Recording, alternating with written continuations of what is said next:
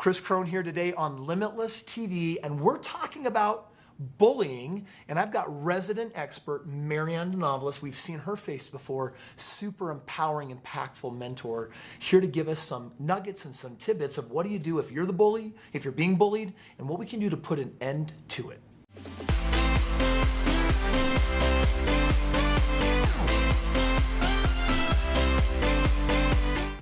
R-E-S-P-C-T. Listen, we're talking about respect, and today we're talking about bullies because often with bullies there's a deep lack of respect. And Marianne, I'm so excited to have you here today. I know this is a passion for you. I know you've been able to help a lot of individuals on this particular topic. First of all, 101. What is bullying? And is it like happening in our day and age? Oh my gosh, bullying is one of the biggest, I'll call it an epidemic, even though it's been going on for a long time. It happens so often, and it starts super young. It happens, people associate bullying with public schooling all the time. So, and it doesn't only happen at school, it happens in the workplace, it happens in social groups, it happens in religious groups, everywhere. So bullying, it's everywhere all the time. And what are the most common examples of like, what really is it? Like, what does it mean? Bullying is basically when, you know the phrase, when you judge a book by its cover? Yeah. Bullying can happen like that.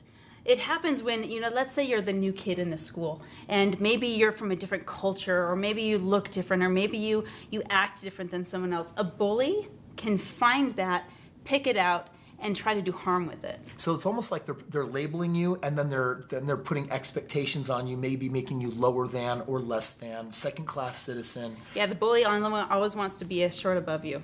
Wow.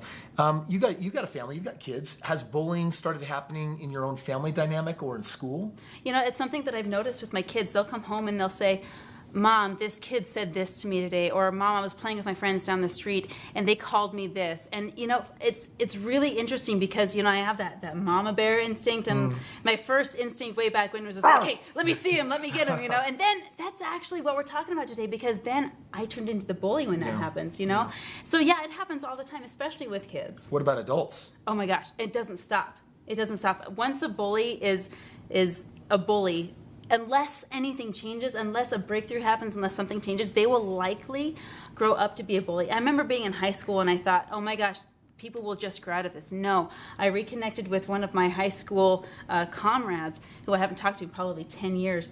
And their attitude was totally the same. It wasn't something they grew out of. It was a way of life for them. So it totally happens as an adult, and even as, you know, for the rest of your life, as long as it changed, and as long as nothing changes. Wow. You know, one of the very impactful moments in my life is you and I were co-facilitating an event at Limitless, the 3-day breakthrough event. And we were doing a brand new process we had never done before. And we had people label themselves and step into these boxes. And as people were defining themselves as the country folk, or as the city folk, or as the religious and pious, or the athletic, or all the different kind of things that you can imagine people label themselves as, we would then ask questions and have the group from all of these different boxes step out of their label. And at one point we asked the question, if you've ever been bullied. And what was fascinating was almost everyone in the room came and joined us up front to indicate that they had been. And when we thanked them and had them sit down, the following up question was, have you ever been the bully? Oh. And almost all the same people came back, almost as if those of us that have been hurt by bullies, we do bully. Yeah. We do find, not across the board, but I was just mesmerized by the simple fact that we perpetrate in the way that we felt perpetrated against. Yeah, that was so, I'll never forget watching those faces as they came up and stood in the middle of the deep humility and respect that I had for that group of people that said, yeah, that was me. Yeah. So how do you stop bullying? It's happening to you. You're feeling bullied. What does that look like? Because I can imagine there's probably some unhealthy ways of dealing with it. Totally. My dad growing up would have said, punch him in the face, That's punch him in the teeth, too. right? And it's like, okay, cool, I become the bully. Right. What would you recommend for solving that without becoming the bully? Okay, so here's what I would recommend. And this is something that I want you to write down. This is my gold nugget for you today. Only hurt people hurt people. Only hurt people hurt people. So how do we stop hurting? That's what breaks the cycle of bullying. That's what makes the bully stop bullying, is when they can be healed from the hurt. And like you said, when we saw in that process how all of the people that had been bullied and all of the people that were bullies were, this most part, the same group of people. So the question is, how do we stop hurting? And if you are feeling bullied, how do we help the hurt end? And the answer, once again, it's breakthrough. So tell me a little bit about that, and then let's actually do a group breakthrough here with everybody. What is breakthrough? Breakthrough is deciding what's working for you versus what's not working for you. In our lives, we're given all of these choices. We're given all these opportunities to feel like we're the victim, to feel like we're picked on. And you know what? It comes with a ton of evidence to back it up. There's reasons why we take these choices on. And sometimes they make a lot of sense, but over time, we'll realize that they're not really serving us. So breakthrough says, you know what? I made this choice at one time. Maybe it served me, maybe it didn't, but it's definitely not serving me now. How can we shift it and choose something better? Wow. So let's take everyone through a breakthrough. Sounds good. So what is the number one limiting belief that comes up to you, especially in this field of bullying?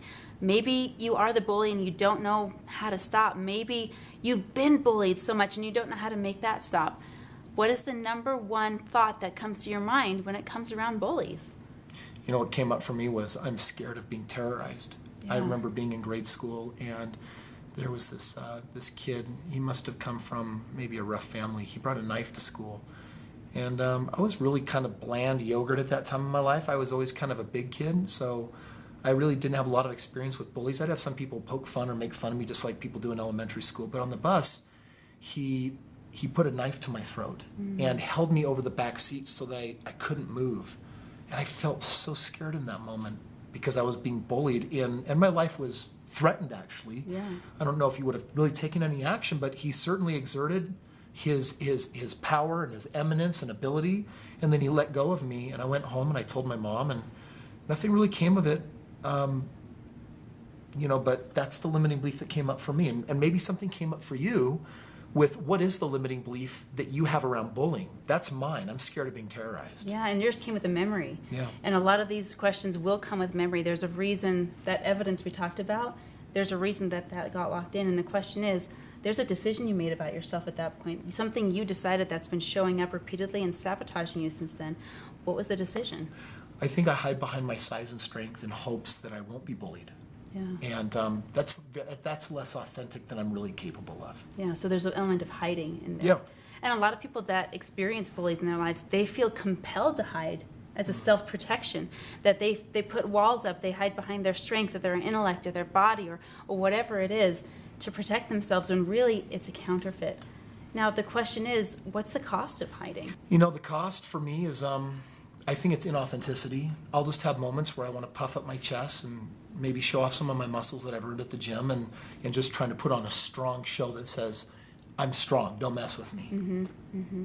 And what'll be the cost if that continues? Disconnecting from people and keeping people from really seeing me for who I really am. And is it possible that could potentially invite more bullies, even though it's not a knife to the throat, it's someone that shows up that way? It could invite that, but it also could be seen as a way of bullying others, because others might feel intimidated. Yeah. And all I'm trying to do is feel safe. And so I've perpetuated that bullying. So that victim, as if you will, then becomes the bully inadvertently. Yeah. Now, is that serving you? No. And I'm just going to ask you, is it serving you? Is the decision you made in whatever moment serving you? And most commonly, the answer is no. Yeah. And what would serve you better? It's safe to be me. I honor people's agency. And I take care of people. Oh, wow. I can trust me, even though I don't have any control over anyone else, I can trust me to take a stand and take care of other individuals. Wow. Yeah. Isn't that the exact opposite? It's emotional. I actually feel it right now. It's like, I love breakthrough. I'm going to flip my band again for the day. So it's time to flip the band again. It's what an incredible feeling to have of, imagine if that young man that was behind you on the bus had the feeling, I take care of people. Yeah. Imagine if you were able to give that to him and be that gift to him. And in a way you kind of are when you take upon yourself, I don't have to hide. I don't have to be inauthentic. I choose to take care of me, and I choose to take care of others as well. I think one thing that is important is that my mom didn't really take a lot of action. She went to the store and got me a big bag of M&Ms and said, give him this and see if it helps, which I don't want to criticize her approach because it led to actually a sweet, tender moment in my life.